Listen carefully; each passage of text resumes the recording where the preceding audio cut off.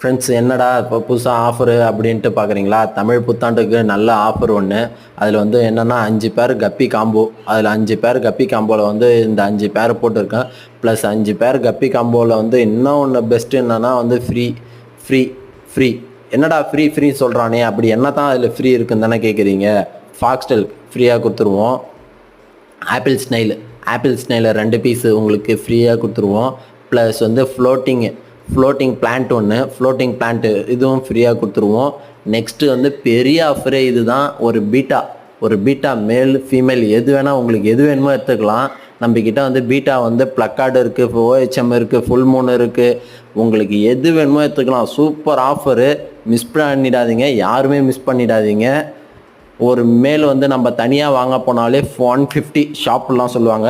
உங்களுக்கு ரொம்ப ரொம்ப ரொம்ப ரொம்ப கம்மி